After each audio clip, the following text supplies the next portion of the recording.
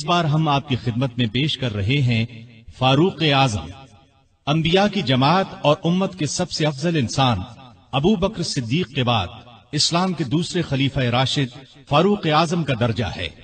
ان کی زندگی کے واقعات دلچسپ ترین انداز میں سنیے، آپ حیرت زدہ رہ جائیں گے۔ بہت سے ایسے واقعات بھی آپ سنیں گے جو اکثر کتابوں میں شامل نہیں ہیں۔ تو آئیے سنتے ہیں فاروق اعظم، پیشکش محمد طارق شاہد۔ اللہ تعالی کا ارشاد ہے، والذین آمنوا باللہ ورسلہ اولئک هم الصدیقون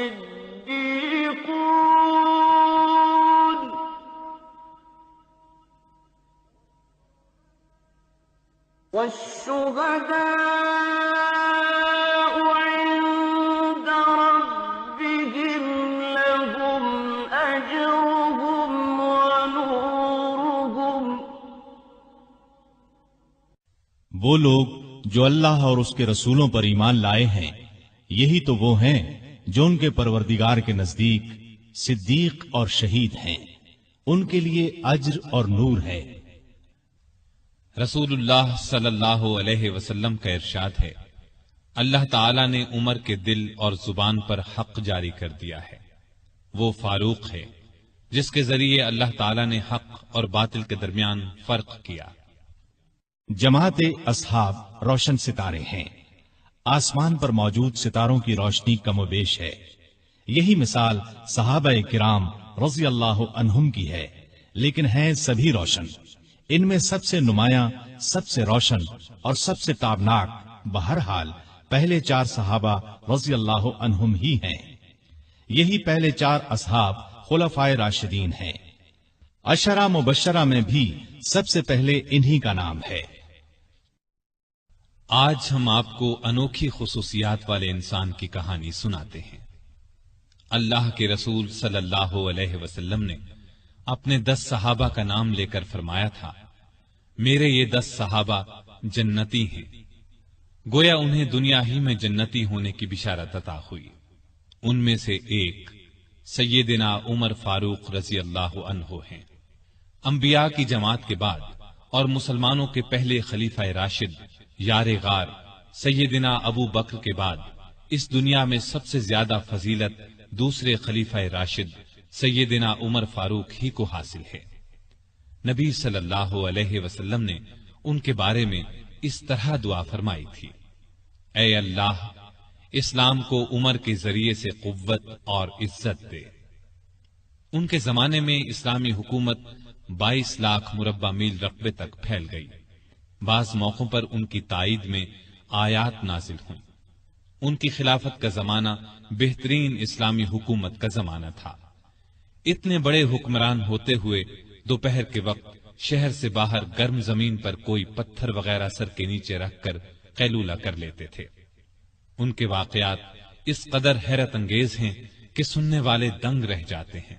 بڑے بڑے طاقتور حکمران ان کے نام سے کانپتے تھے، جبکہ خود ان کا یہ حال تھا کہ جسم پر کھردرا لباس ہوتا تھا۔ آپ یقیناً ان کی زندگی کے انوکھے اوراق پڑھنا پسند کریں گے، لیکن آج آپ پڑھنے کی بجائے سن کر دیکھیں، آپ کو ایک عجیب سا فرحت بخش احساس ہوگا۔ سیدنا عمر فاروق رضی اللہ عنہ ہجری سال شروع ہونے سے 40 سال پہلے 583 عیسوی یا 584 عیسوی میں مکے میں پیدا ہوئے۔ نبی کریم صلی اللہ علیہ وسلم ان سے 13 سال پہلے دنیا میں تشریف لا چکے تھے۔ والدین نے نام عمر رکھا، کنیت ابو حفص تھی، لقب فاروق تھا، یعنی حق اور باطل میں فرق کرنے والا۔ یہ لقب انہیں نبی کریم صلی اللہ علیہ وسلم نے عطا فرمایا۔ حضرت عمر کا سلسلہ نسب 8ویں پشت میں نبی کریم سے جا ملتا ہے۔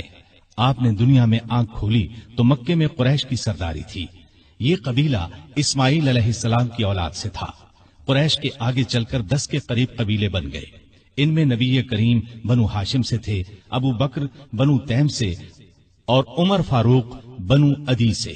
10 کے 10 قبیلوں کے سپرد الگ الگ کام تھے۔ मसलन कोई खाना काबा की देखभाल करता था तो कोई हाजियों को पानी पिलाता था, कोई झगड़ों के फैसले करता था। बनु अदी के जिम्मे दो काम थे। कुरैश को कोई एलची भेजना होता तो ये भेजते थे। दूसरा काम ये था कि दो ग्रोहों में झगड़ा हो जाता तो बनु अदी का सरदार फैसला करता था। बनु अदी के घर सफा और मरवा पहाड़ियों के दरमियान में थे। उमर यहीं पैदा हुए और परवरिश पाई। उनके वालिद खत्ताब बनु अदी के सरदार थे। जिस जमाने में नबी करीम सल्लल्लाहु अलैहि वसल्लम ने नबूवत का ऐलान किया, खत्ताब फौत हो चुके थे। सैयदना उमर के बचपन के हालात किसी किताब में नहीं मिलते। इतना जिक्र मिलता है कि बड़े हुए तो बाप ने ऊंट चराने पर लगा दिया। ऊंट चराते हुए कभी थक कर बैठ जाते तो बाप मारा करता था। जवानी की उम्र को पहुंचने तक लिखना पढ़ना सीख लिया था। नबी करीम सल्लल्लाहु अलैहि वसल्लम ने जब ऐलान नबूवत किया तो कुरैश में कुल 17 आदमी लिखना पढ़ना जानते थे। इनमें उमर फारूक भी थे। इसके अलावा उन्होंने सिपाहगरी, तेगजनी और घुड़सवारी में कमाल हासिल किया। घुड़सवारी का हाल ये था कि उछलकर घोड़े पर बैठ जाते। कुश्ती का फन भी सीखा। ऊंचे कद के ताकतवर आदमी थे। चोटी के कई पहलवानों से मुकाबले जीते। शायर नहीं थे, अशार पसंद करते थे। तकरीर करने का ढंग भी आता था। मिजाज में गुस्सा और सख्ती थी। जवान होने पर तिजारत का पेशा इख्तियार किया। नबी करीम ने नबूवत का ऐलान किया तो उनकी उम्र 27 साल थी। उस वक्त कुरैश में बहुत ऊंची हैसियत के मालिक थे। मक्के के मुअज़्ज़ज़ लोगों में शुमार होता था। उनके भाई जैद बिन खत्ताब, बहन फातिमा बिनते खत्ताब और बहनोई सईद बिन जैद ने जल्द ही इस्लाम कबूल कर लिया। लेकिन उमर अपने बाप दादा के मजहब पर सख्ती से कायम रहे। डटकर इस्लाम की मुखालिफत की। मुसलमान हो जाने वालों को मारते पीटते थे। मारते पीटते 6 साल गुजर गए, लेकिन उमर किसी एक इंसान को भी इस्लाम से न फेर सके। इस दौरान में कुछ वाकयात ऐसे पेश आए जिनकी वजह से वो सख्त उलझन में पड़ गए। कभी इस्लाम की तरफ माइल होते, कभी मुसलमानों के खिलाफ नफरत महसूस करते। इसकी वजह यह थी कि रसूल करीम सल्लल्लाहु अलैहि वसल्लम के मुताल्लिक कुरैश के काफिरों ने मशहूर कर रखा था कि वो जादूगर हैं। उस जमाने में एक रोज उन्होंने रसूल पाक सल्लल्लाहु अलैहि वसल्लम को हरम शरीफ के अंदर नमाज पढ़ते देखा तो वो आपके पीछे खड़े हो गए। उस वक्त आप सल्लल्लाहु अलैहि वसल्लम कुरान पाक की सूरतुल हाका की बुलंद आवाज में तिलावत कर रहे थे। अल्लाह के कलाम ने उन पर बहुत असर किया। उन्हें यकीन हो गया कि आप न तो जादूगर हैं और न शायर हैं। दिल में इस्लाम के लिए नर्म गोशा पैदा हो गया, लेकिन बाप दादा का मजहब छोड़ने पर अब भी तैयार न हुए। कासिम बिन उस्मान की रिवायत में आया है कि एक दिन तबीयत ने जोश मारा। इरादा किया कि जिस हस्ती की वजह से वो उलझन में हैं, क्यों न उन्हें खत्म कर दें। चुनाचे नंगी तलवार हाथ में लेकर निकले। रास्ते में एक मुसलमान नुऐम बिन अब्दुल्लाह मिल गए। उन्होंने पूछा, खैर तो है, नंगी तलवार लिए कहां जा रहे हैं? बोले, मुहम्मद को कत्ल करने जा रहा हूं। नुऐम ने कहा कि पहले अपने घर की खबर तो लें। आपकी बहन और बहनोई मुसलमान हो चुके हैं। सैयदना उमर उल्टे पांव बहनोई के घर पहुंचे।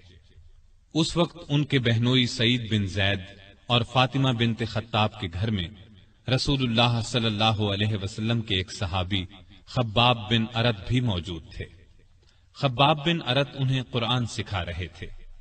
उमर ने दरवाजे पर दस्तक दी तो खब्बाब घर के एक हिस्से में छुप गए। फातिमा ने कुरान के औराक छुपा दिए, लेकिन उमर तिलावत की आवाज सुन चुके थे। अंदर पहुंचकर पूछा, क्या पढ़ रहे थे? मुझे मालूम हुआ है कि तुम मुसलमान हो चुके हो, अपने बाप दादा के मजहब से फिर गए हो। यह कहकर उन्होंने दोनों को मारना पीटना शुरू कर दिया। बहन के सर पर एक लकड़ी मारी, उनके सर से खून बह निकला। उस वक्त दोनों मियां बीवी के मुंह से निकला, हां ए उमर, हम मुसलमान हो चुके हैं, अल्लाह के रसूल पर ईमान ले आए हैं, तुमसे जो हो सके कर लो, इस्लाम तो अब हमारे दिलों से नहीं निकल सकता। उमर ने बहन का खून देखा और ये अल्फाज सुने तो गुस्सा ठंडा हो गया। बोले, अच्छा, जो तुम पढ़ रहे थे मुझे दिखाओ। बहन ने औराक उन्हें दे दिए। उन पर सूरह तौहा लिखी थी। उन्होंने उसको पढ़ा तो बेइख्तियार पुकार उठे, वाह, कितना उम्दा और आला दर्जे का कलाम है। ये सुनकर खब्बाब बिन अरत भी बाहर निकल आए और बोले, ए उमर, मुझे उम्मीद है اللہ تعالیٰ نے اپنے نبی کی دعا کو پوری کرنے کے لیے آپ کو چن لیا ہے۔ میں نے کل ہی نبی صلی اللہ علیہ وسلم کو یہ دعا کرتے سنا ہے، الہی ابو جہل یا عمر بن خطاب کے ذریعے سے اسلام کو قوت عطا کر، پس اے عمر اللہ کی طرف آؤ، اللہ کی طرف آؤ۔ یہ سن کر سیدنا عمر فاروق نے کہا، مجھے محمد کے پاس لے چلو۔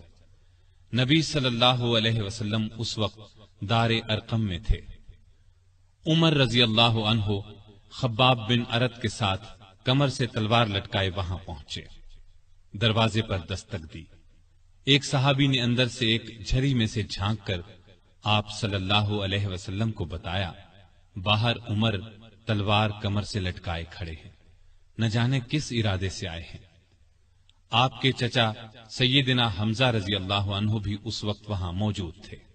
یہ بہت بہادر تھے، فوراً بولے، انہیں اندر آنے دو، نیک ارادے سے آئے تو ٹھیک، ورنہ انہی کی تلوار سے ان کا سر اڑا دوں گا۔ رسول اللہ صلی اللہ علیہ وسلم نے بھی فرمایا، انہیں آنے دو۔ چنانچہ دروازہ کھول دیا گیا۔ عمر اندر داخل ہوئے۔ آپ صلی اللہ علیہ وسلم اٹھ کر ان کی طرف بڑھے، ان کی چادر کو مٹھی میں دبا کر زور سے کھینچتے ہوئے فرمایا، خطاب کے بیٹے، تم کس ارادے سے آئے ہو؟ سیدنا عمر رضی اللہ عنہ نے عرض کیا، اے اللہ کے رسول، میں اللہ اور اس کے رسول پر ایمان لانے کے لیے حاضر ہوا ہوں۔ اس پر آپ صلی اللہ علیہ وسلم نے زور سے اللہ اکبر فرمایا۔ باقی مسلمانوں نے بھی اللہ اکبر کا نعرہ لگایا۔ اب عمر رضی اللہ عنہ نے کلمہ پڑھا، پھر بولے، اے اللہ کے رسول، کیا ہم حق پر نہیں ہیں؟ آپ نے فرمایا، اس ذات کی قسم جس کے قبضے میں میری جان ہے، تم لوگ حق پر ہو۔ یہ سن کر سیدنا عمر فاروق نے عرض کیا، جب ہم حق پر ہیں اور کافر غلط راستے پر، تو پھر اپنا دین کیوں چھپائیں؟ آپ نے فرمایا، اے عمر، ابھی ہماری تعداد تھوڑی ہے اور تم دیکھ رہے ہو کہ ہم کن حالات سے گزر رہے ہیں۔ سیدنا عمر نے یہ سن کر فرمایا، اس ذات کی قسم جس نے آپ کو نبی بنا کر بھیجا ہے، میں اسلام لانے سے پہلے جن لوگوں میں اٹھتا بیٹھتا تھا، اب مسلمان ہو کر ان کے سامنے جاؤں گا۔ اس پر تمام مسلمان دار ارقم سے 2 صفیں بنا کر نکلے اور کعبے کی طرف روانہ ہوئے۔ ایک صف میں عمر تھے، دوسری میں حمزہ۔ سب نے مسجد حرام میں نماز ادا کی۔ قریش نے یہ دیکھا تو طیش میں آ گئے۔ اس وقت تو کچھ نہ کہا، جب عمر تنہا نظر آئے تو ان پر حملہ کر دیا۔ انہوں نے بھی ڈٹ کر مقابلہ کیا۔ آخر کافر انہیں چھوڑ کر چلے گئے۔ یہ واقعہ نبوت کے 6 سال پیش آیا۔ ایمان لانے کے بعد 6 سال تک مکے میں رہے، پھر دوسرے مسلمانوں کے ساتھ مدینہ کی طرف ہجرت کی۔ ایسے میں کفار کو مخاطب ہو کر فرمایا، میں آج مکے سے جا رہا ہوں، کسی میں ہمت ہے تو مجھے روک کر دکھائے۔ کوئی آگے نہ آیا۔ اس طرح آپ قباء پہنچے۔ پھر نبی کریم صلی اللہ علیہ وسلم اور ابو بکر ہجرت کر کے وہاں تشریف لائے۔ مسجد قباء کی تعمیر کے بعد سب نے مدینے کا رخ کیا۔ ہجرت کے وقت سیدنا عمر فاروق کی عمر 40 سال کے قریب تھی۔ اس کے بعد وہ 23 برس اس دنیا میں رہے۔ یہ سارا زمانہ مدینے میں گزارا، مسجد نبوی کی تعمیر میں حصہ لیا۔ آپ صلی اللہ علیہ وسلم نے مہاجرین اور انصار میں بھائی چارہ کرایا تو اتبان بن مالک کو ان کا بھائی بنایا۔ انہوں نے اپنا نصف مکان انہیں دے دیا۔ عبداللہ بن زید نے خواب میں اذان کے الفاظ سنے۔ انہوں نے یہ الفاظ نبی کریم صلی اللہ علیہ وسلم کو سنائے تو آپ صلی اللہ علیہ وسلم نے سیدنا بلال کو حکم دیا، اذان کہیں۔ جو ہی انہوں نے اذان شروع کی، سیدنا عمر فاروق اپنی چادر گھسیٹتے ہوئے آئے اور بولے، اے اللہ کے رسول صلی اللہ علیہ وسلم، اس ذات کی قسم جس نے آپ کو نبی بنا کر بھیجا ہے، میں نے بھی بالکل یہی الفاظ خواب میں سنے ہیں۔ یہ سن کر آپ بہت خوش ہوئے۔ آج تک اذان انہی الفاظ میں دی جا رہی ہے اور قیامت تک دی جاتی رہے گی۔ ہجرت کے دوسرے سال بدر کی لڑائی پیش آئی۔ سیدنا عمر فاروق بھی اس غزوے میں شریک ہوئے۔ اس غزوے میں انہوں نے ایک نامی بہادر آس بن ہشام کو قتل کیا۔ یہ رشتے میں ان کا ماموں تھا۔ اگلے سال احد کی لڑائی ہوئی۔ سیدنا عمر اس لڑائی میں بھی شریک ہوئے۔ بدر کی لڑائی میں عمر فاروق کی بیٹی سیدہ حفصہ بیوہ ہو گئی تھی۔ नबी करीम सल्लल्लाहु अलैहि वसल्लम की ख्वाहिश पर सैयदना उमर ने उनका निकाह आपसे कर दिया। इस तरह वो रसूल करीम सल्लल्लाहु अलैहि वसल्लम के सुसर बने। उनकी बेटी को मोमिनों की मां का दर्जा हासिल हुआ। हिजरत के 5वें साल शव्वाल में खंदक की लड़ाई पेश आई। सैयदना उमर ने भी खंदक खोदी। खंदक के एक हिस्से की हिफाजत सैयदना उमर के सपुर्द की गई। बाद में उस जगह उनके नाम से मस्जिद तामीर की गई जो आज भी मौजूद है। हिजरत के 6ठे साल नबी करीम सल्लल्लाहु अलैहि वसल्लम ने काबे की जियारत का इरादा फरमाया। आप 1400 सहाबा के साथ रवाना हुए। उनमें सैयदना उमर भी थे। हुदैबिया के मकाम पर काफिरों से जो मुआहदा हुआ तो कुछ दूसरे सहाबा के साथ वो सैयदना उमर पर भी गिरां गुजरा। वो रसूलुल्लाह सल्लल्लाहु अलैहि वसल्लम की खिदमत में हाजिर हुए और अर्ज की, क्या आप अल्लाह के सच्चे नबी नहीं हैं? आपने फरमाया, यकीनन मैं अल्लाह का सच्चा नबी हूँ। कहा, क्या हम हक पर और हमारा दुश्मन बातिल पर नहीं है? आपने फरमाया, हम हक पर और हमारा दुश्मन बातिल पर है। कहा, ए अल्लाह के रसूल, जब हम हक पर और हमारा दुश्मन बातिल पर है तो फिर दबकर क्यों सुलह करें? आपने फरमाया, मैं अल्लाह का रसूल हूँ, अल्लाह के हुक्म के खिलाफ नहीं करता, वही मेरा मददगार है। सैयदना उमर फिर अबू बकर सिद्दीक के पास गए और उनसे भी यही कहा तो उन्होंने फरमाया, ए जवान, बिला शुबा नबी करीम सल्लल्लाहु अलैहि वसल्लम अल्लाह के रसूल हैं। वो अपने रब की नाफरमानी नहीं कर सकते और वही उनका नासिर व मददगार है। बस उनकी रिकाब को थामे रहो, यानी हर मामले में उनकी फरमाबरदारी करो। नबी करीम सल्लल्लाहु अलैहि वसल्लम ने फरमाया, मैं अल्लाह का रसूल हूँ, अल्लाह के हुक्म के खिलाफ नहीं करता, वही मेरा मददगार है। तब जाकर सैयदना उमर को इत्मीनान हुआ। नबी करीम सल्लल्लाहु अलैहि वसल्लम वापस रवाना हुए तो सूरा फतह नासिल हुई। आपने सैयदना उमर को बुलाकर अल्लाह ताला का ये इरशाद सुनाया कि हमने आपको खुली फतह अता की। साथ ही आपने फरमाया, मुझ पर आज ऐसी सूरत नाजिल हुई है जो मुझे इस दुनिया से ज्यादा प्यारी है। सैयदना उमर रजी अल्लाह अन्हु ने हुदैबिया की सुलह के मौके पर जो गुफ्तगू की थी वो खुलूस नीयत पर मबनी थी। फिर भी उन्हें तमाम जिंदगी इस बात का अफसोस रहा कि क्यों उन्होंने इस तरह के सवाल जवाब किए। इसके बदले में उन्होंने बहुत से रोजे रखे, कई गुलाम आजाद किए और बहुत सी नफल नमाजें पढ़ी। हिजरत के 7वें साल खैबर की लड़ाई हुई। इसमें भी सैयदना उमर रजी अल्लाह अन्हु शरीक थे। ज़िक़ाद 7 हिजरी में नबी सल्लल्लाहु अलैहि वसल्लम उम्रे के लिए तशरीफ ले गए। 2000 मुसलमान आपके साथ थे। सैयदना उमर भी उनमें शामिल थे। ज़ाते सलासिल की जंग में भी शरीक हुए। सलासिल जगह का नाम है, या उस मकाम पर कबीला जुजाम का एक चश्मा था जिसका नाम सलसल था। मुसलमान लश्कर इसी चश्मे पर उतरा था, इसीलिए इस गजवे को ज़ातुस सलासिल कहा जाता है। 8 हिजरी 10 रमजान को रसूलुल्लाह सल्लल्लाहु अलैहि वसल्लम 10,000 हथियारबंद सहाबा के साथ मदीने से मक्के की तरफ रवाना हुए। उनमें सैयदना उमर भी शामिल थे। मक्के से कुछ फासले पर आप सल्लल्लाहु अलैहि वसल्लम ने पड़ाव डाला। इस मैदान का नाम अब वादिये फातिमा है। कुरैश के सरदार अबू सुफियान ने 2 आदमियों को हालात मालूम करने के लिए भेजा। फिर अबू सुफियान खुद नबी करीम सल्लल्लाहु अलैहि वसल्लम की खिदमत में हाजिर हुए। ऐसे में सैयदना उमर रजी अल्लाह अन्हु ने अर्ज किया, ए अल्लाह के रसूल, मुझे इजाजत दें, मैं अबू सुफियान का सर उड़ा दूं। लेकिन आपने ऐसा करने की इजाजत न दी। उस मौके पर अबू सुफियान ने इस्लाम कबूल किया। उनके बाद मक्के के बाकी मांदा लोग भी मुसलमान हो गए। फतह मक्का के बाद गजवा हुनैन पेश आया। इस गजवे की इब्तिदा में मुसलमानों के पांव उखड़ गए। सिर्फ रसूलुल्लाह सल्लल्लाहु अलैहि वसल्लम चंद सहाबा के साथ मैदान में खड़े रहे। इनमें सैयदना उमर भी थे। फिर सैयदना अब्बास रजी अल्लाह अन्हु की आवाज पर मुसलमान पलटे और कुफ्फार को शिकस्त दी। तबूक की लड़ाई के लिए सैयदना उमर ने अपने माल का निस्फ हिस्सा नबी सल्लल्लाहु अलैहि वसल्लम की खिदमत में पेश किया। हज्जतुल वदा के मौके पर भी सैयदना उमर साथ थे। इस हज के बाद ही आप सल्लल्लाहु अलैहि वसल्लम इस दुनिया से रुखसत हुए। सफर 11 हिजरी में آپ صلی اللہ علیہ وسلم نے اسامہ بن زید کو اسلامی لشکر کا سپہ سالار مقرر کیا اور حکم دیا کہ جا کر رومیوں سے موتا کی لڑائی کا بدلہ لے۔ موتا کی لڑائی ہجرت کے 8ویں سال میں ہوئی تھی۔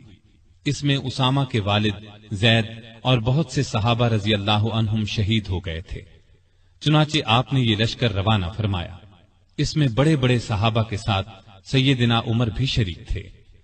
آپ صلی اللہ علیہ وسلم نے رحلت فرمائی تو سیدنا عمر رضی اللہ عنہ کو آپ کی وفات کا یقین ہی نہیں آتا تھا۔ وہ یہ اعلان کر رہے تھے، جو شخص یہ کہے گا کہ رسول اللہ صلی اللہ علیہ وسلم نے وفات پائی ہے، میں اس کی گردن اڑا دوں گا۔ پھر ابو بکر رضی اللہ عنہ کے سمجھانے پر یقین آیا کہ نبی صلی اللہ علیہ وسلم رحلت فرما چکے ہیں۔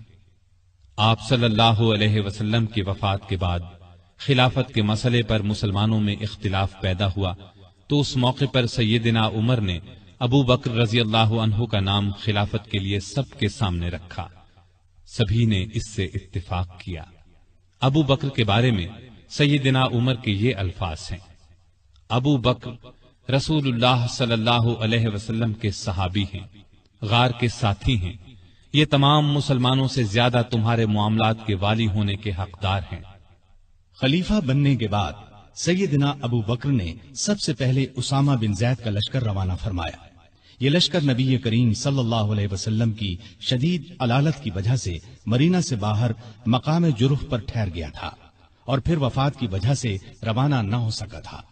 اس موقع پر سیدنا ابو بکر نے اسامہ بن زید سے کہا کہ سیدنا عمر فاروق رضی اللہ عنہ کو ان کے پاس چھوڑ جائیں، کیونکہ ان کے مشوروں کی ضرورت پڑے گی۔ اسامہ بن زید نے خوشی سے یہ بات منظور کی۔ ابو بکر کی خلافت 2.25 برس رہی۔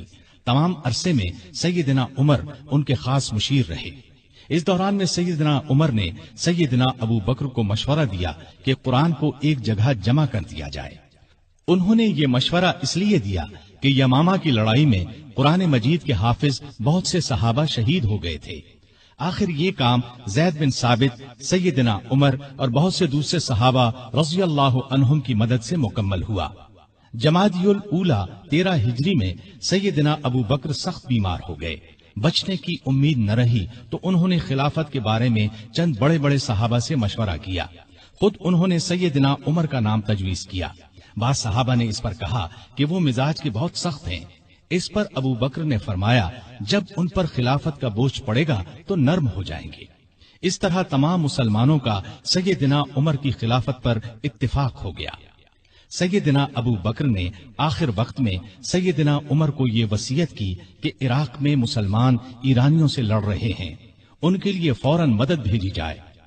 اس وصیت کے بعد 22 جمادی الاخری کو سیدنا ابو بکر نے وفات پائی۔ تمام مسلمانوں نے خوشی سے سیدنا عمر کی بیعت کر لی۔ اس طرح وہ مسلمانوں کے دوسرے خلیفہ راشد بنے۔ خلیفہ بنتے ہی انہوں نے ابو بکر کی وصیت کے مطابق عراق کی طرف ایک لشکر روانہ کیا۔ ابو عبیدہ رضی اللہ عنہ کو لشکر کا سالار مقرر فرمایا اور اس طرح مسلمانوں کی عظیم الشان فتوحات کا سنہری دور شروع ہوا۔ Iraq, Madain, Hulwan, Jazira, Khuzestan, Nahavand, Isfahan, Hamadan, Azerbaijan, Tabaristan, Armenia, Fars, Kerman, خراسان، سیستان، مکران، دمشق، ہمس، لاذقیہ، یرموک، قنسرین، حلب، انطاکیہ اور بیت المقدس فتح ہوئے۔ بیت المقدس کی فتح کا واقعہ کچھ اس طرح ہے کہ مجاہدین اسلام نے قریباً 3 سال میں سارا شام فتح کر لیا۔ اب فلسطین کے صرف 2 بڑے شہر رہ گئے تھے، بیت المقدس جسے یروشلم بھی کہا جاتا ہے اور قیصاریہ۔ اس زمانے میں فلسطین شام ہی کا حصہ تھا۔ 16 ہجری میں مسلمانوں نے دوسری لڑائیوں سے فارغ ہو کر بیت المقدس کا محاصرہ کر لیا۔ اس شہر میں ابراہیم علیہ السلام، اسحاق علیہ السلام، سلیمان علیہ السلام، عیسیٰ علیہ السلام اور دوسرے نبیوں کی بہت سی یادگاریں ہیں۔ رسول اللہ صلی اللہ علیہ وسلم کی بھی معراج کے سفر میں پہلی منزل یہی تھی۔ مسلمانوں کا پہلا قبلہ بھی یہی تھا۔ نہ صرف یہودی اور عیسائی بلکہ مسلمان بھی اس کی بہت عزت کرتے تھے اور کرتے ہیں۔ مسلمانوں نے جب بیت المقدس کا محاصرہ کیا تو شہر کے باشندوں نے شہر کے دروازے بند کر لیے۔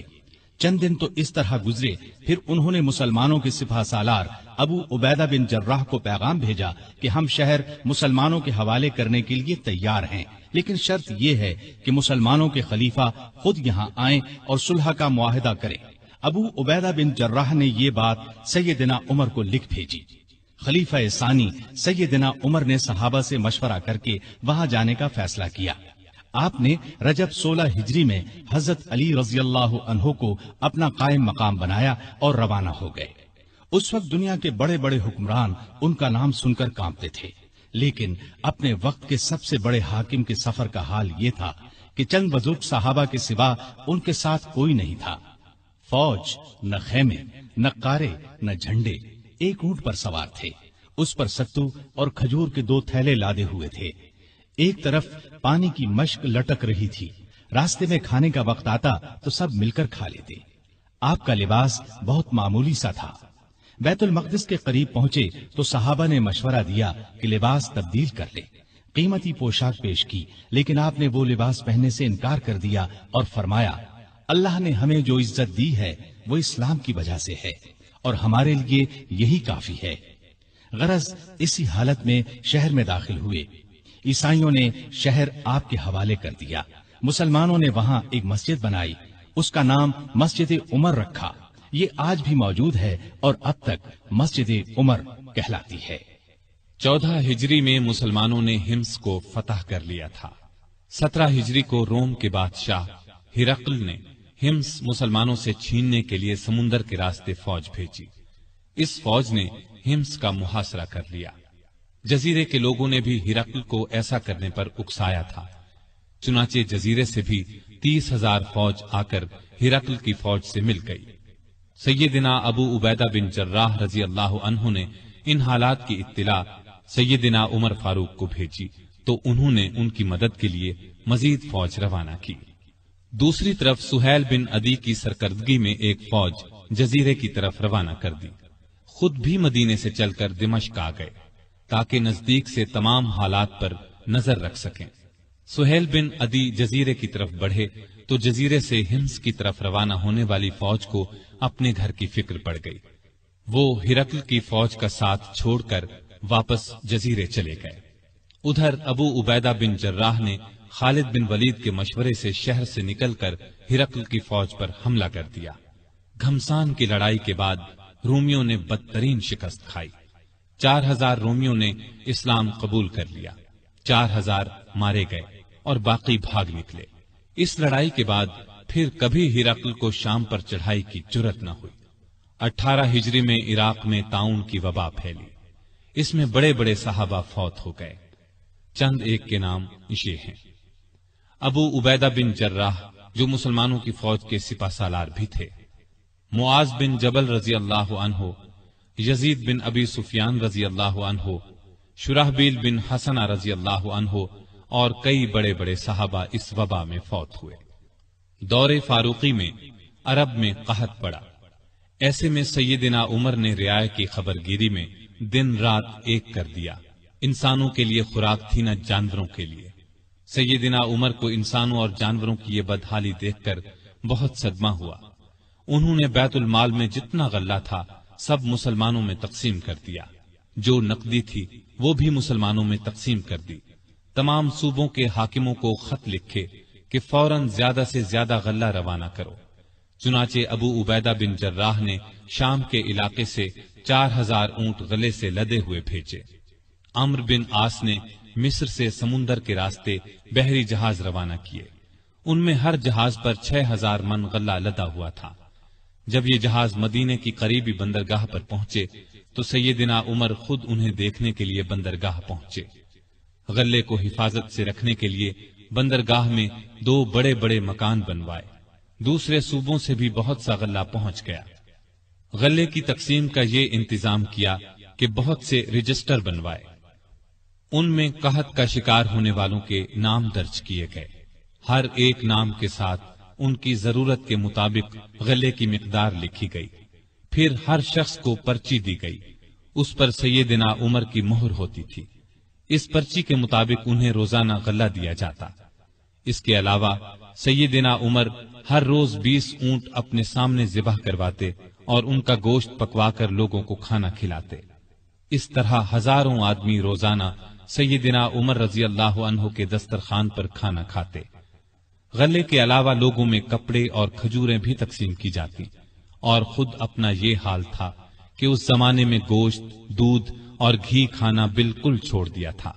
اکثر بھوکے رہتے یا عام لوگوں کے ساتھ خود بھی کھاتے۔ اس طرح اس کا اثر آپ کے جسم پر پڑا۔ لوگ انہیں دیکھتے اور کہتے، اگر قحط دور نہ ہوا تو رعایا کا غم انہیں مار ڈالے گا۔ ایک دن ایک شخص سے پانی مانگا، اس کے پاس شہد تھا، اس نے وہی پیش کر دیا۔ آپ نے شہد پینے سے انکار کر دیا اور فرمایا، قیامت کے دن اگر مجھ سے پوچھا گیا کہ لوگ روٹی کو ترس رہے تھے اور تو شہد کھاتا تھا تو میں کیا جواب دوں گا؟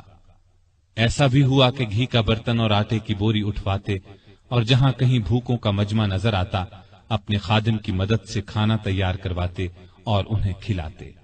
دیہاتوں میں جاتے، وہاں اونٹ ذبح کرتے، گوشت، آٹا اور کپڑے لوگوں میں تقسیم کرتے۔ قحط کے دنوں میں سخت بے چین رہتے اور دعا کرتے تھے، اے اللہ، میرے عملوں کی وجہ سے محمد صلی اللہ علیہ وسلم کی امت کو تباہ نہ کر۔ لوگوں کا خیال اس قدر تھا کہ فرمایا کرتے تھے، اگر دریائے فرات کے کنارے ایک کتا بھی بھوکا مر گیا تو اللہ کے سامنے مجھے اس کا جواب دینا ہوگا۔ وہ خود اور لوگ رو رو کر بارش کی دعائیں کرتے تھے۔ آخر ایک دن نبی صلی اللہ علیہ وسلم کے چچا عباس رضی اللہ عنہ اور دوسرے مسلمانوں کو لے کر نکلے اور نہایت عاجزی سے ان الفاظ میں دعا کی، اے اللہ، پہلے تو ہم اپنے نبی صلی اللہ علیہ وسلم کے وسیلے یعنی نبی کی دعا کے وسیلے سے تجھ سے دعا کیا کرتے تھے، اب ہم تجھ سے اپنے نبی کے چچا کے وسیلے یعنی چچا کی دعا کے وسیلے سے دعا کرتے ہیں کہ ہم پر بارش نازل فرما۔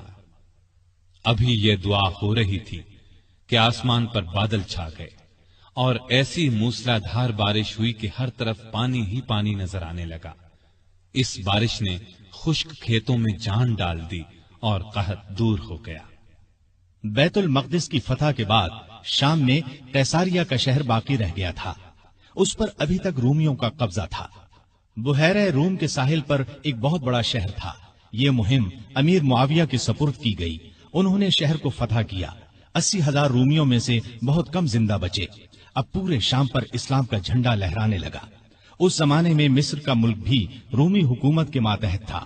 18 ہجری میں حضرت عمر نے حضرت عمرو بن عاص رضی اللہ عنہ کو 4,000 کا لشکر دے کر مصر روانہ کیا۔ مصر کا حاکم مقوقس تھا، اس نے بے تحاشا فوج جمع کر لی، قلعہ بھی حد درجے محفوظ تھا۔ ان حالات کی خبر عمرو بن عاص نے سیدنا عمر کو دی تو انہوں نے 10,000 فوج اور بھیجی اور ان کے ساتھ بزرگ صحابی زبیر بن عوام کو سالار مقرر کیا۔ ان کے ہاتھ پر قلعہ فتح ہوا۔ اس کے بعد اسکندریہ کی باری آئی۔ اسکندریہ کی فتح کے بعد سیدنا عمر نے عمرو بن عاص کو مصر کا گورنر مقرر کیا۔ دریائے نیل مصر کا ایک بہت بڑا دریا تھا۔ تاریخ میں ہے کہ ایک دن بہت سے مصری عمرو بن عاص کے پاس آئے اور کہا، اس سال دریائے نیل میں پانی بہت کم رہ گیا ہے، ہماری فصلیں برباد ہو رہی ہیں۔ پرانے زمانے سے یہ رسم چلی آ رہی ہے کہ جب دریا میں پانی کم ہو جائے تو ہم ایک مقررہ تاریخ کو ایک کنواری لڑکی چن لیتے ہیں، اس کے والدین کی مرضی سے اسے نہایت قیمتی زیور اور کپڑے پہنا کر دلہن کی طرح بنا دیتے ہیں، پھر اسے دریائے نیل میں گرا دیتے ہیں۔ اس طرح دریا میں پانی چڑھ جاتا ہے، ارد گرد کے تمام علاقے سیراب ہو جاتے ہیں۔ اگر آپ اجازت دیں تو ہم یہ رسم ادا کریں۔ عمرو بن عاص نے کہا، یہ تو بڑی ظالمانہ رسم ہے۔ جواب میں انہوں نے کہا، اگر آپ نے ہمیں یہ رسم ادا کرنے کی اجازت نہ دی تو ملک میں قحط پڑ جائے گا، ہم تباہ ہو جائیں گے۔ عمرو بن عاص نے فرمایا، تم لوگ نادان ہو، اللہ کے حکم کے بغیر دریا میں پانی ہرگز کم یا زیادہ نہیں ہو سکتا۔ اسلام ایسی فضول رسموں کو مٹانے کے لیے آیا ہے۔ میں تمہیں ایک بے گناہ لڑکی پر ظلم کرنے کی اجازت نہیں دوں گا۔ مصری مایوس ہو کر لوٹ گئے۔ اتفاق سے دریا میں پانی کم ہو گیا، لوگ قحط کے ڈر سے وطن چھوڑنے کی تیاری کرنے لگے۔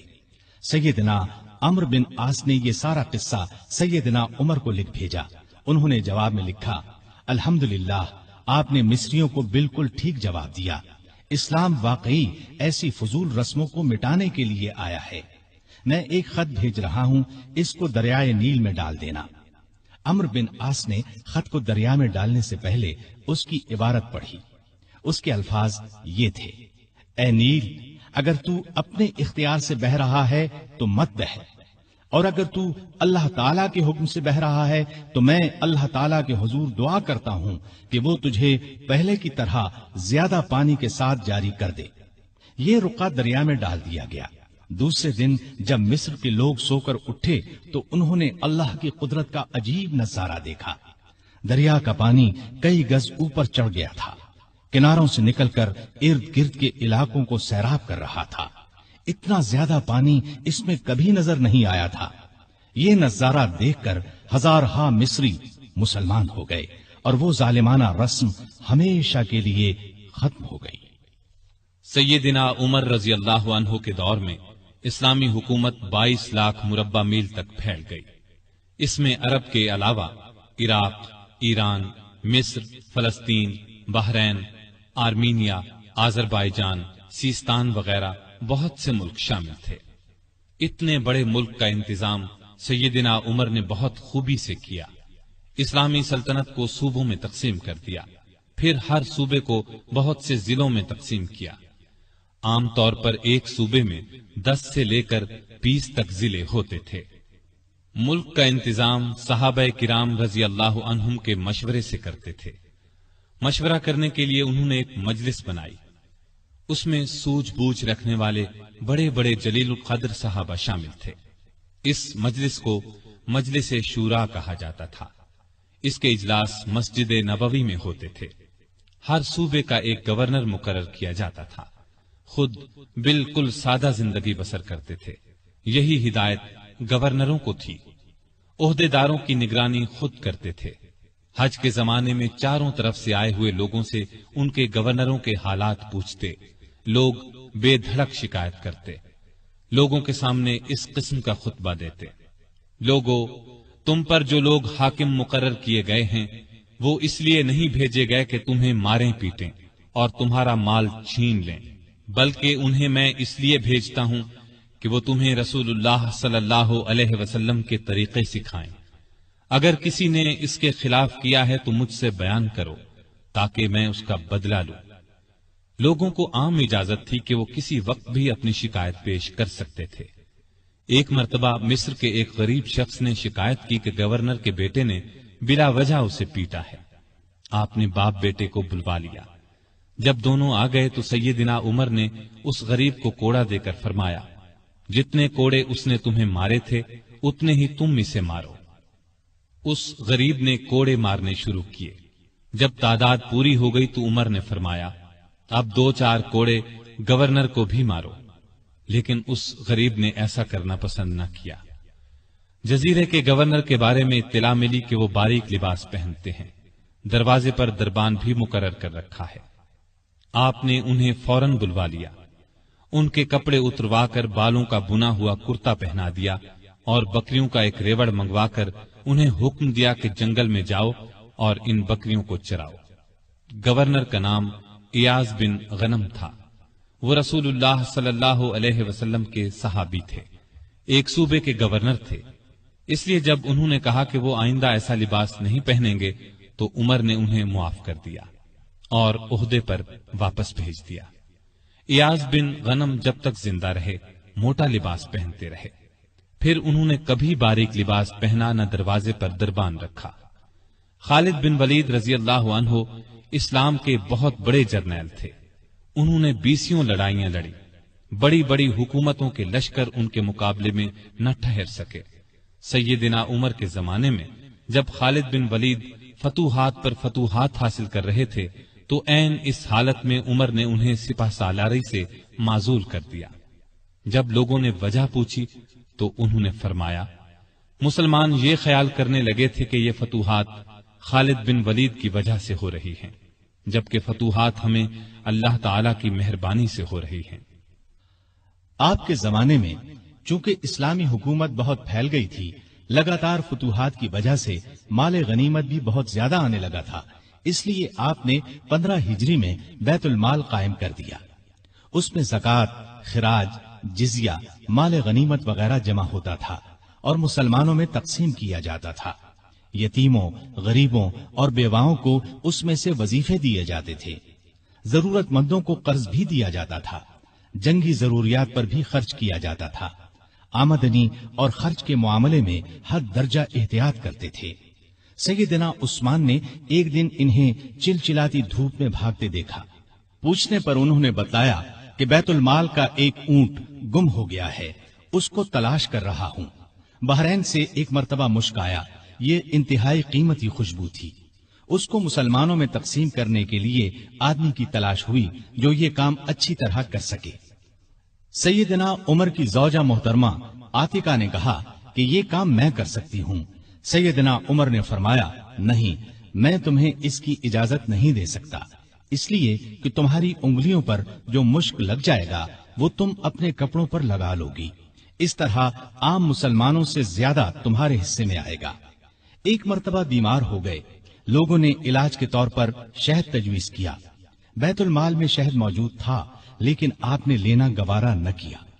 آخر لوگوں کو جمع کیا گیا، جب سب نے اجازت دے دی تب شہد لیا۔ آپ نے عدل و انصاف کا بہترین نمونہ دنیا کو دکھایا۔ اللہ سے ڈرنے والے قاضی مقرر کیے، ان کی تنخواہیں مقرر کی، انہیں حکم دیا کہ تمام فیصلے قرآن اور حدیث کے مطابق کیے جائیں۔ قرآن اور حدیث میں حکم نہ ملے تو جس رائے پر عالموں کا اتفاق ہو اس کے مطابق فیصلہ دیا جائے۔ انہوں نے کوفہ میں شریح کو قاضی مقرر کیا، ان کے فیصلے بہت مشہور ہوئے۔ امیر المومنین کے خلاف بھی فیصلے دے دیتے تھے۔ سیدنا علی نے بھی انہیں اپنے دور میں قاضی کے عہدے پر قائم رکھا۔ قبیلہ غسان کے بادشاہ جبلہ نے اسلام قبول کر لیا۔ وہ حج کرنے کے لیے آیا، اس کی چادر پر ایک غریب بدو کا پاؤں آ گیا۔ اس نے بدو کو زور سے تھپڑ دے مارا، بدو کی ناک کی ہڈی ٹوٹ گئی۔ وہ سیدنا عمر کی خدمت میں حاضر ہو گیا، انصاف کا طلبگار ہوا۔ سیدنا عمر نے جبلہ کو بلا بھیجا، وہ حاضر ہوا تو آپ نے اسے کہا، تم نے اس غریب مسلمان سے زیادتی کی ہے، لہذا بدلہ دو۔ یہ غریب تمہیں اس جگہ تھپڑ مارے گا جس جگہ اس کے منہ پر تھپڑ لگا ہے۔ ہاں، اگر تم اس سے معافی مانگ لو اور یہ معاف کر دے تو اور بات ہے۔ جبلہ نے کہا، مجھے ایک دن کی مہلت دی جائے تاکہ میں غور کر سکوں۔ جبلہ کو ایک دن کی مہلت مل گئی۔ وہ وہاں سے فرار ہو کر شام چلا گیا اور دوبارہ عیسائی مذہب اختیار کر لیا۔ ایک مرتبہ حج کے موقع پر ایک شخص نے گورنر کی شکایت کی کہ اس نے مجھے بے قصور 100 کوڑے مارے ہیں۔ سیدنا عمر رضی اللہ عنہ نے شکایت درست پائی تو حکم دیا، تم بھی اسے 100 کوڑے مارو۔ ایک عیسائی کسان نے شکایت کی کہ اس کے کھیتوں سے مسلمان فوج گزری ہے جس سے اس کا نقصان ہوا ہے۔ آپ نے بیت المال سے اسے 10,000 درہم دینے کا حکم دیا۔ سیدنا عمر فاروق نے عام لوگوں کو منع کر دیا کہ وہ شریعت کے کسی مسئلے پر اپنا فیصلہ دیں۔ اس کام کے لیے انہوں نے فتوے جاری کرنے کا محکمہ قائم کیا۔ فتوے دینے والے بزرگوں کے نام یہ ہیں: سیدنا عثمان، سیدنا علی، سیدنا عبد الرحمن بن عوف، سیدنا ابی بن قعب، سیدنا معاذ بن جبل، سیدنا زید بن ثابت، سیدنا ابو درداء، سیدنا ابو ہریرہ رضی اللہ تعالی عنہم۔ سیدنا عمر رضی اللہ تعالی عنہ نے پولیس کا محکمہ قائم کیا۔ رعایا کی خبرگیری رکھنے کے لیے راتوں کو گشت لگایا کرتے تھے۔ ملک شام کے سفر سے لوٹ رہے تھے کہ ایک بڑھیا نظر آئی۔ اس سے پوچھا کہ بڑی بھی عمر کے بارے میں کچھ معلوم ہے؟ وہ بولی، ہاں، سنا ہے شام گیا ہوا ہے، اللہ اس سے سمجھے، آج تک اس نے مجھے پھوٹی کوڑی تک نہیں دی۔ اسے معلوم نہیں میں کتنی تنگی سے گزارا کر رہی ہوں۔ سیدنا عمر نے یہ سن کر فرمایا، بڑی بھی تم نے جا کر عمر کو اپنا حال بتایا؟ بڑھیا نے کہا، اگر اسے رعایا کا حال معلوم نہیں تو خلافت کیوں کرتا ہے؟ سیدنا عمر فاروق رضی اللہ عنہ یہ سن کر رو پڑے۔ پھر اس سے پوچھا، تم کیا لے کر عمر کو معاف کر سکتی ہو؟ اس نے کہا، اگر مجھے 25 دینار مل جائیں تو معاف کر دوں گی۔ आपने उसी वक्त उसे 25 दीनार दे दिए। वो खुश होकर दुआएं देने लगी, अल्लाह उमर को मुआफ करे, उस पर अपनी रहमत नाजिल करे। बाद में सैयदना उमर रजी अल्लाह अन्हु ने उसका वजीफा मुकर्रर फरमा दिया। एक रात गश्त के दौरान में चंद बच्चों के रोने की आवाज सुनी। मालूम हुआ कि बच्चे भूखे हैं और मां ने उन्हें बहलाने के लिए हांडी में सिर्फ पानी डालकर आग जला रखी है। आप उसी वक्त खादिम असलम के साथ बैतुल माल गए। आटा, गोश्त, घी और खजूरें निकालकर खादिम से फरमाया, ये तमाम चीजें मेरी कमर पर रख दो। असलम ने अर्ज किया, आप क्यों तकलीफ करते हैं, मैं उठा लेता हूं। आपने फरमाया, नहीं, क़यामत के दिन मेरा बोझ तुम नहीं उठाओगे। फिर सब चीजें अपनी कमर पर लाद कर लाए, खुद खाना तैयार किया, खुद चूल्हा फूंका, खाना तैयार होने पर अपने सामने बच्चों को खिलाया। उन्होंने पेट भर कर खाया, फिर उछलने कूदने लगे। सैयदना उमर उन्हें उछलते कूदते देखते और खुश होते रहे। औरत ने उनसे कहा, अल्लाह तुम्हें नेक बदला दे, अमीरुल मोमिनीन बनने के लायक तो तुम हो, न कि सैयदना उमर। सैयदना उमर फारूक रजी अल्लाह अन्हु ये सुनकर मुस्कुराए, फिर वापस मदीना आए और उस औरत का वजीफा मुकर्रर कर दिया। एक रोज शाम के वक्त मदीने के बाहर एक काफिला उतरा। सैयदना उमर ने अब्दुर्रहमान बिन औफ रजी अल्लाह अन्हु को साथ लिया और रात भर काफिले का पहरा देते रहे। एक काफिले में एक नन्हे बच्चे को रोते देखा तो उसकी मां पर नाराज हुए कि बच्चे को दूध क्यों नहीं पिलाती। वो आपको पहचानती नहीं थी। कहने लगी, अमीरुल मोमिनीन ने हुक्म दिया है कि जब तक बच्चे मां का दूध पीते रहें, बैतुल माल से उनका वजीफा मुकर्रर न किया जाए। मैं इसका दूध छुड़ा रही हूं ताकि वजीफा लग जाए। ये है इसके रोने की वजह। सैयदना उमर ये सुनकर रोए, फिर ऐलान कर दिया कि जिस दिन कोई बच्चा पैदा होगा उसका वजीफा उसी दिन से मुकर्रर हो जाएगा। एक मर्तबा लोगों को खाना खिला रहे थे। एक शख्स को बाएं हाथ से खाना खाते देखा। नजदीक जाकर उससे कहा, दाएं हाथ से क्यों नहीं खाते? उसने कहा, मेरा दायां हाथ मूता की लड़ाई में कट गया था। ये सुनकर सैयदना उमर रोने लगे। उसके पास बैठ गए और बोले, अफसोस, तुम्हें वुजू कौन कराता होगा? फिर उसकी खिदमत के लिए एक खादिम दिया और जरूरत की चीजें उसके घर भिजवाईं। एक रात गश्त के दौरान में एक औरत की आवाज सुनी। वो अपनी बच्ची से कह रही थी, दूध में पानी मिला दे। बेटी ने यह सुनकर कहा, मां, अमीरुल मोमिनीन का हुक्म है कोई दूध में पानी न मिलाए। मां ने यह सुनकर कहा, बातें ना बना, पानी मिला। अमीरुल मोमिनीन कौन सा देख रहे हैं? लड़की ने कहा, अमीरुल मोमिनीन तो नहीं देख रहे, मगर अल्लाह तो देख रहा है। सैयदना उमर ने मां बेटी की यह गुफ्तगू सुनी तो अपने खादिम से कहा, इस घर को अच्छी तरह पहचान लो। दूसरे दिन उनके बारे में पता करवाया। उन्हीं लड़की की ईमानदारी इस कदर पसंद आई कि अपने बेटे आसिम के लिए रिश्ता मांग लिया। इस तरह ये शादी हुई। बनु उमैया के उमर बिन अब्दुल अजीज रहमतुल्लाह अलैह इसी खातून के नवासे थे। उन्हें अदल इंसाफ, सादगी, परहेजगारी की वजह से दूसरा उमर कहा जाता है। उनका दौर बेहतरीन दौर हुआ। मदीने की एक बेसहारा अंधी औरत के घर की सफाई अमीरुल मोमिनीन खुद किया करते थे। रसूलुल्लाह सल्लल्लाहु अलैहि वसल्लम के एक सहाबी सईद बिन यरबूक की आखिरी उम्र में बीनाई जाती रही। उनके लिए एक खादिम मुकर्रर किया जो उन्हें मस्जिद तक लाता था। रास्ता चलते एक औरत ने सैयदना उमर फारूक को रोक लिया और कहा, मैं रसूलुल्लाह सल्लल्लाहु अलैहि वसल्लम के सहाबी खुफाफ बिन ईमा की बेटी हूँ। शौहर फौत हो गया है, छोटे छोटे बच्चे हैं, कोई जमीन भी नहीं है। बच्चों को घर में छोड़कर मेहनत मजदूरी भी नहीं कर सकती कि बच्चों को कोई नुकसान न पहुंच जाए। हजरत उमर ने उसकी पूरी बात तवज्जो से सुनी और फरमाया, तुम थोड़ी देर यहीं ठहरो। ये कहकर घर गए। वापस लौटे, एक मोटे ताजे ऊंट पर बहुत सा सामान लदा हुआ साथ लाए। उस पर कपड़े और नकद रकम भी थी। उस औरत से फरमाया, ये ऊंट ले जाओ, जब खत्म हो जाए तो बता देना। जिहाद पर जाने वाले मुसलमानों के घर वालों का बहुत ख्याल रखते थे। उनके घरों में जाकर उनकी औरतों से कहते, तुम्हें बाजार से कुछ मंगवाना हो तो मैं ला देता हूँ। बेवा औरतों का पानी भर देते। मुजाहिदीन के खत आते तो ये खत खुद उनके घरों में पहुंचाते, उनसे जवाब लेकर मुजाहिदीन को भिजवाते। बैतुल माल से हाजतमंदों को देते। रास्तों में चौकियां बनवाई ताकि रस्ते महफूज हो जाएं। शहरों में मेहमान खाने बनवाए। मुल्क में जगह जगह नहरें खुदवाई जिनसे आपाशी आसान हो गई। सड़कें और पुल बनवाए। नए शहर बसाए। करीबन 4000 मस्जिदें तामीर करवाई। हरम काबा को वसी करवाया। मस्जिद नबवी को वसी करवाया।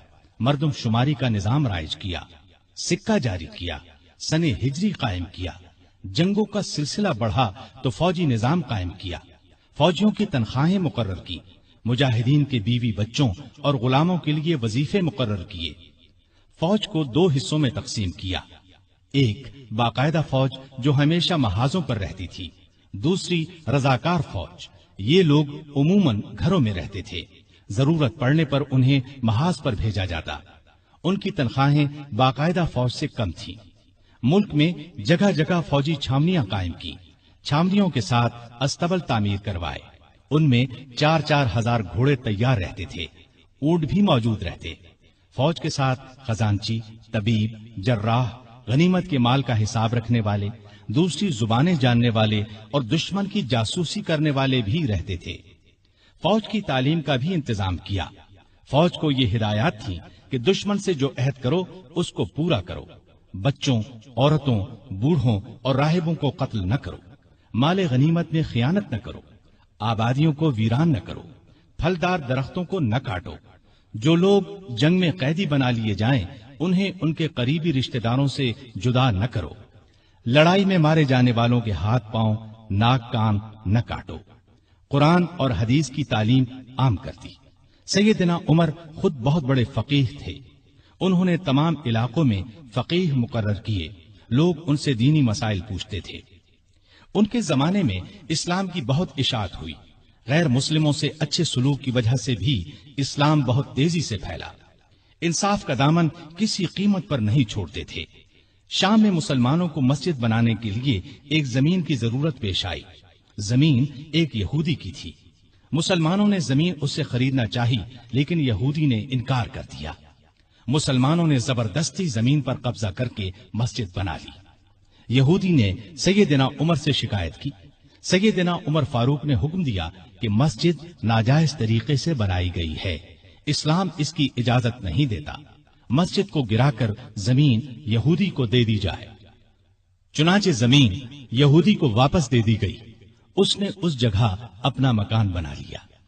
सैयदना उमर फारूक रज़ियल्लाहु अन्हु दुआ किया करते थे कि ए अल्लाह, मुझे अपनी राह में शहादत नसीब फरमा। मुझे अपने रसूल के शहर में मौत दे। खिलाफत के 11वें साल अल्लाह ताला ने उनकी ये दोनों दुआएं पूरी कर दी। जिलहज 23 हिजरी में हज के लिए मक्का गए। आप जब हजर अस्वद को बोसा देते तो कहते थे, ए हजर अस्वद, मैं जानता हूं कि तू एक पत्थर है। तू न नफा दे सकता है और न नुकसान। अगर मैंने रसूलुल्लाह सल्लल्लाहु अलैहि वसल्लम को तेरा बोसा लेते हुए न देखा होता तो मैं तेरा बोसा न लेता। ये सैयदना उमर की तौहीद का कमाल नमूना है। हज से फारिग होकर उस महीने की आखिरी तारीखों में वापस लौटे। जुमे के दिन मस्जिद में खुतबा दिया जो बहुत तवील था। इसमें लोगों को बहुत नसीहतें की। इस खुतबे में आपने एक ख्वाब का जिक्र किया और फरमाया, मैं समझता हूं मेरी मौत का वक्त आ पहुंचा है। इसके साथ ही खिलाफत के बारे में कुछ ऐसी बातें बयान की जिनसे मालूम होता था कि आइंदा होने वाले खलीफा के बारे में परेशान हैं। मदीने में मुगीरा बिन शोबा का एक गुलाम था। ये ईरानी था, अच्छा कारीगर था। उसका नाम अबू लुअलो फैरोज था। एक दिन सैयदना उमर से शिकायत की कि मैं दिन भर काम करके जो कुछ कमाता हूं, मेरा आका उसमें से बहुत ज्यादा रकम ले लेता है। इसमें कमी करा दें। सैयदना उमर ने पूछा, तुम कौन सा काम जानते हो? उसने कहा, मैं लुहार भी हूं, बढ़ई भी हूं और बेल बूटे भी बनाना जानता हूं। سیدنا عمر نے دریافت کیا، تمہارا آقا تم سے روزانہ کتنی رقم لیتا ہے؟ اس نے کہا 2 درہم روزانہ۔ اس پر سیدنا عمر نے فرمایا، تم جو کام جانتے ہو اس کے مقابلے میں تو یہ رقم زیادہ معلوم نہیں ہوتی۔ اس پر ابو لؤلؤ ناراض ہو کر چلا گیا۔ اگلے دن ابو لؤلؤ فجر کی نماز سے پہلے مسجد میں چھپ کر بیٹھ گیا۔ سیدنا عمر لوگوں کو نماز پڑھانے لگے تو اس نے کونے سے نکل کر 2 دھاری خنجر سے امیر المؤمنین پر 6 وار کیے اور پھر صفوں میں کھڑے مسلمانوں کو زخمی کرتا باہر بھاگا، لیکن مسلمانوں نے پکڑ لیا۔ اس پر اس نے وہی خنجر اپنے پیٹ میں جھونک لیا اور مر گیا۔ ادھر امیر المؤمنین شدید زخمی ہو گئے۔ انہوں نے عبد الرحمن بن عوف رضی اللہ عنہ کا ہاتھ پکڑ کر اپنی جگہ کھڑا کر دیا، خود زمین پر گر پڑے۔ لوگوں نے نماز سے فارغ ہو کر دیکھا، جن مسلمانوں کو ابو لؤلؤ نے زخمی کیا تھا ان میں سے 7 دم توڑ چکے تھے، باقی بہت زیادہ زخمی نہیں ہوئے تھے۔ البتہ سیدنا عمر کی حالت نازک تھی۔ ایسے میں انہوں نے عبداللہ بن عباس سے پوچھا، مجھے کس نے مارا ہے؟ انہوں نے بتایا، مغیرہ بن شعبہ کے غلام ابو لؤلؤ نے۔ یہ سن کر فرمایا، اللہ کا شکر ہے، میری موت کسی ایسے شخص کے ہاتھ سے نہیں ہوئی جو اسلام کا دعویٰ کرتا ہو۔ لوگ انہیں اٹھا کر گھر لائے، دودھ پلایا گیا تو وہ زخموں کے راستے باہر آ گیا۔ اب سب کو یقین ہو گیا کہ امیر المؤمنین کا آخری وقت آ پہنچا ہے۔ لوگ غم سے نڈھال ہو گئے، ان سے ملنے کے لیے آنے لگے۔ ایک نوجوان ایسے میں ملنے آیا، اس نے کہا، اے امیر المؤمنین، آپ اللہ کی بشارت سے خوش ہو جائیں۔ آپ ان اصحاب میں سے ہیں جو بہت پہلے اسلام لائے اور رسول اللہ کے ساتھی بنے۔ خلیفہ بنائے گئے تو آپ نے انصاف سے کام لیا، پھر آخر آپ کو شہادت نصیب ہو گئی۔ یہ سن کر سیدنا عمر نے فرمایا، اے بھتیجے، اللہ کرے یہ چیزیں میرے گناہوں کے برابر برابر ہی ہو جائیں، مجھے کوئی عذاب ہو نہ ثواب۔ مطلب ان کے کہنے کا یہ تھا کہ بس عذاب سے بچ جاؤں۔ وہ نوجوان واپس جانے لگا تو سیدنا عمر فاروق رضی اللہ عنہ کی نظر اس کی چادر پر پڑی جو زمین کو چھو رہی تھی۔ اس نازک حالت میں بھی انہیں شریعت کا اس قدر پاس تھا کہ فرمایا، اس نوجوان کو واپس بلاؤ۔ اسے واپس ان کے سامنے لایا گیا تو فرمایا، اے بھتیجے، اپنا تہبند اونچا باندھو، اس سے کپڑا بھی صاف رہے گا اور تمہارے رب کے نزدیک یہ پرہیزگاری کی بات بھی ہے۔ سیدنا ابن عباس رضی اللہ عنہ نے ان کا مرتبہ اور نیکیاں بیان کی تو فرمایا، اللہ کی قسم، اگر میرے پاس دنیا بھر کا سونا ہوتا تو اس سے پہلے کہ میں اللہ کے عذاب کو دیکھوں میں اسے اللہ کی راہ میں دے دیتا، یعنی عذاب کے خوف سے سارا سونا خیرات کر دیتا۔ اس کے بعد اپنے بیٹے عبداللہ کو بلایا، ان سے پوچھا کہ مجھ پر کتنا قرض ہے۔ انہوں نے حساب لگا کر بتایا 86,000 درہم۔ اس پر انہیں کچھ ہدایات دی۔ آخر میں فرمایا، اس قرض کو میری طرف سے ادا کر دینا۔ اس کے بعد فرمایا، ام المومنین عائشہ صدیقہ رضی اللہ تعالی عنہا کے پاس جاؤ اور کہو، عمر بن خطاب آپ کو سلام کہتا ہے اور اپنے 2 ساتھیوں یعنی نبی کریم صلی اللہ علیہ وسلم اور ابو بکر کے ساتھ دفن ہونے کی اجازت چاہتا ہے۔ عبداللہ بن عمر عائشہ صدیقہ کی خدمت میں حاضر ہوئے۔ وہ اس وقت سیدنا عمر کے صدمے میں رو رہی تھی۔ ان کا پیغام سن کر فرمایا، یہ جگہ میں نے اپنی قبر کے لیے رکھی تھی، لیکن اپنے آپ پر عمر کو ترجیح دیتی ہوں۔ سیدنا عبداللہ یہ جواب سن کر واپس آئے اور سیدنا عمر کو ان کا جواب بتایا۔ آپ نے اللہ کا شکر ادا کیا، پھر فرمایا، میں مر جاؤں تو میرا جنازہ اٹھا کر وہاں لے جانا اور انہیں سلام کر کے ایک بار پھر عرض کرنا، عمر بن خطاب اجازت طلب کرتا ہے، اگر اجازت دے دیں تو مجھے اندر لے جا کر دفن کر دینا، اور اگر انکار کر دیں تو عام مسلمانوں کے قبرستان میں دفن کر دینا۔ حالت جب زیادہ نازک ہو گئی تو فرمایا، خلافت کا حقدار عثمان، علی، زبیر، عبد الرحمن بن عوف اور سعد بن ابی وقاص رضی اللہ عنہم سے زیادہ کسی کو نہیں سمجھتا۔ رسول اللہ صلی اللہ علیہ وسلم بھی وفات تک ان سے خوش تھے۔ ان میں سے جسے خلیفہ چن لیا جائے اس کی اطاعت کرنا۔ پھر اپنے بعد ہونے والے خلیفہ کو وصیت کی کہ مہاجرین اور انصار سے اچھا سلوک کرنا، جو لوگ ہماری پناہ میں آ گئے ان کی جانوں اور مالوں کی حفاظت کرنا، ان سے کیے ہوئے ہر عہد کو پورا کرنا۔ آپ 27 ذی الحج 23 ہجری کو زخمی ہوئے۔ 3 دن بعد یکم محرم 24 ہجری کو وفات پائی اور شہادت کے درجے پر فائز ہوئے۔ اس وقت عمر 63 سال تھی۔ جنازہ چارپائی پر رکھا گیا تو چاروں طرف لوگ جمع ہو گئے۔ سیدنا علی رضی اللہ عنہ آئے تو فرمایا، اللہ آپ پر رحم فرمائے، آپ نے کوئی ایسا شخص نہیں چھوڑا کہ اللہ کے سامنے جانے کے لیے مجھے اس کے عمل آپ کے عمل سے زیادہ پسند ہو۔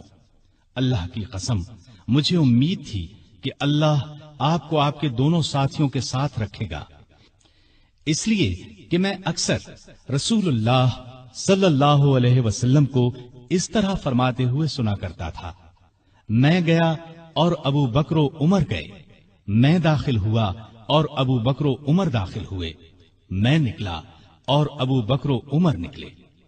جنازہ حضرت صہیب رضی اللہ عنہ نے پڑھایا۔ حضرت علی، عثمان، سعد بن ابی وقاص اور عبد الرحمن بن عوف رضی اللہ عنہم نے قبر میں میت کو اتارا اور اسلام کے اس بہت بڑے فرزند کو ہمیشہ کے لیے رسول اللہ صلی اللہ علیہ وسلم اور سیدنا ابو بکر رضی اللہ عنہ کا ساتھ نصیب ہو گیا ہے۔ سیدنا عمر رضی اللہ عنہ نے کئی شادیاں کی، ان سے 8 یا 9 لڑکے، 4 یا 5 لڑکیاں ہوئیں۔ مشہور بیویوں کے نام یہ ہیں: زینب بنت مزعون رضی اللہ عنہا، عاتقہ بنت زید رضی اللہ عنہا، ام حکیم بنت حارث رضی اللہ عنہا، ام کلثوم بنت علی رضی اللہ عنہا۔ اولاد میں سے حفصہ، عبداللہ، عبید اللہ اور عاصم رضی اللہ عنہم بہت مشہور ہیں۔ حفصہ رضی اللہ عنہا کو رسول اللہ صلی اللہ علیہ وسلم کی پاک بیویوں میں شامل ہونے کا شرف حاصل ہے، وہ ام المومنین کہلائی۔ آپ میں اللہ کا خوف انتہا کو پہنچا ہوا تھا، عبادت کا شوق بھی بے حد تھا، راتوں کو جاگ کر نفل پڑھا کرتے تھے۔ قرآن کریم کی جن آیات میں قیامت کا ذکر ہے ان کو پڑھتے وقت بہت روتے۔ تراویح کی نماز کو انہوں نے باجماعت کرایا، ان کے دور سے آج تک تراویح باجماعت ادا کی جاتی ہے۔ آپ میں بردباری حد درجے کی تھی، دوسروں کی نکتہ چینی کو صبر اور حوصلے سے برداشت کرتے تھے۔ آپ نے ایک وقت میں کبھی دسترخوان پر 2 سالن جمع نہ کیے۔ رسول اللہ صلی اللہ علیہ وسلم اور ابو بکر رضی اللہ عنہ کا بھی یہی معمول تھا۔ نبی کریم صلی اللہ علیہ وسلم سے آپ کو انتہا درجے کی محبت تھی۔ آپ صلی اللہ علیہ وسلم پر اپنی جان قربان کرنے کے لیے ہر دم تیار رہتے تھے۔ کوئی رسول اللہ صلی اللہ علیہ وسلم کی شان میں ذرا سی گستاخی کرتا تو اس کی گردن اڑانے پر تیار ہو جاتے۔ ایک بار سیدنا عمر فاروق رضی اللہ عنہ نے فرمایا، اے اللہ کے رسول، مجھے آپ سے اپنی جان سے بھی زیادہ محبت ہے۔ نبی کریم صلی اللہ علیہ وسلم نے سیدنا عمر فاروق رضی اللہ عنہ کو دنیا ہی میں جنتی ہونے کی بشارت دی۔ سیدنا عمر فاروق رضی اللہ عنہ کے چند اقوال یہ ہیں: بزرگ بننے کے لیے علم حاصل کرو۔ جو آدمی خود کو عالم کہے وہ جاہل ہے، جو خود کو جنتی کہے وہ جہنمی ہے۔ جس سے تمہیں نفرت ہے اس سے ڈرتے رہو۔ بڑھاپے سے پہلے جوانی اور موت سے پہلے بڑھاپے کو غنیمت جانو۔ سب سے بری آوازیں 2 ہیں، نوحہ اور راگ یعنی گانا۔ کم بولنا دانائی، کم کھانا صحت، کم سونا عبادت اور عام لوگوں سے کم ملنا عافیت ہے۔ توبہ کی تکلیف سے گناہ کا چھوڑنا آسان ہے۔ برا چاہنے والوں کی دوستی سے پرہیز کرنا ضروری ہے۔ جو عیب سے واقف کرے وہ دوست ہے، اور جو اس پر تعریف کرے وہ ایسا ہے جیسے دوسرے کو ذبح کر دیا جائے۔ سلامتی گمنامی میں ہے۔ اللہ تعالی سیدنا عمر فاروق رضی اللہ عنہ پر رحمت فرمائے، آمین۔